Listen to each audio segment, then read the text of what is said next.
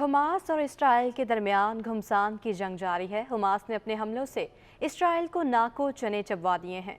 Hamas के हाथों मुश्किलात का सामना करने वाली इसराइली फौज की एक तरफ अमेरिका हिमायत कर रहा है तो दूसरी जानिब इसराइल अमेरिका गठजोड़ के खिलाफ चीन भी मैदान में आ गया है और चीन ने मशरिक वस्ता में अपने 6 बहरी जंगी जहाज तैनात करके अमेरिका को वाज़ेह पैगाम दे दिया है कि फ़लस्तीनी अवाम अकेले नहीं और अगर अमेरिका ने इसराइल की मदद करके कोई जारहाना कदम उठाया तो चीन भी पीछे नहीं रहेगा। चीनी वज़ारत दिफ़ा ने इसराइल फ़लस्तीन तनाज़े में कशीदगी के हालिया इजाफे के बाद मशरिक वस्ता में अपने 6 बहरी जंगी जहाज तैनात कर दिए हैं। एक चीनी अखबार के मुताबिक ओमान की बहरिया के साथ मुश्तरका मशकों के बाद चीनी टास्क फोर्स नामालूम मकाम की तरफ रवाना हो गई है।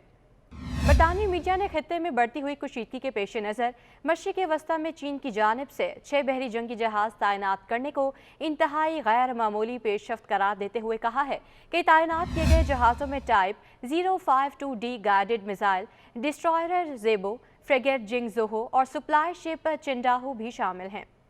बरतानवी मीडिया के मुताबिक जहाज़ों की कमान रवा माह के आगाज में 45वीं एस्कॉर्ट टास्क फोर्स के हवाले की गई थी। चीनी फौज की नॉर्दर्न थिएटर कमान में मौजूद जहाज़ों में टाइप 052 डिस्ट्रॉयर और वेम्की, फ्रिगेट लेलेनी और सप्लाई शिप डोंग पिंगकोहो भी शामिल है।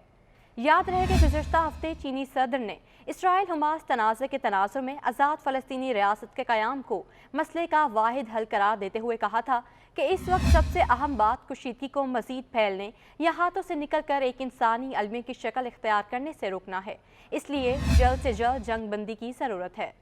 ये भी याद रहे कि अमेरिका की जानिब से 7 अक्टूबर को इसराइल पर हमास के हमले के बाद इसराइल की मदद के लिए अपना जंगी बहरी बेड़ा USS जेराल्ड R. फोर्ड और उससे मुंसलिक जंगी ग्रुप को मशरिक वस्ता में तैनात किया गया है।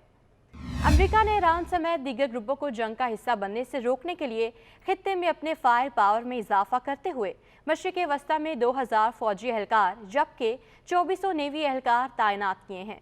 जबकि गुज़श्ता दिनों A-10 वॉरथॉग और F-15E लड़ाका तैयारे भी खित्ते में तैनात किए गए हैं।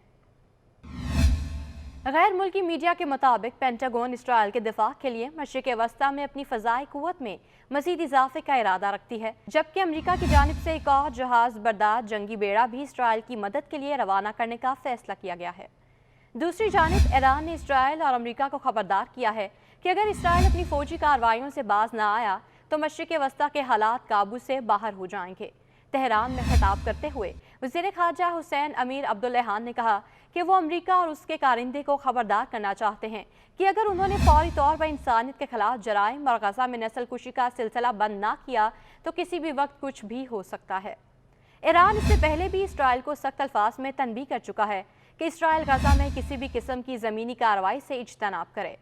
ईरान ये बात सख्त अल्फाज में इसराइल तक पहुंचा चुका है कि अगर इसराइल ने किसी किस्म की कार्रवाई की तो नताइज बहुत खौफनाक होंगे। उधर अमेरिका, बरतानिया, फ्रांस, जर्मनी, इटली और कनाडा ने मुश्तरका बयान में इसराइल की हिमायत जारी रखने के अज़्म का इज़हार किया है।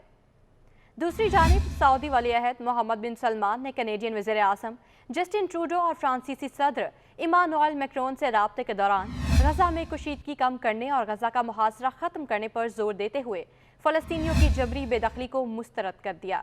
अरब मीडिया के मुताबिक फ्रांस के सदर इमानुएल मैक्रोन ने सऊदी अरब के वली-अहद शहजादा मोहम्मद बिन सलमान को टेलीफोन करके इसराइल फ़लस्तीन की हालिया सूरत हाल पर तबादला ख्याल किया है। फ्रांसीसी सदर से राब्ते के दौरान सऊदी वली-अहद ने गज़ा का मुहासरा ख़त्म करने पर जोर देते हुए कहा कि खित्ते और दुनिया की सिक्योरिटी को दरपेश मुमकिन खतरात से बचने के लिए गज़ा में सिविलियंस पर फौजी हमले फौरी बंद होने चाहिए।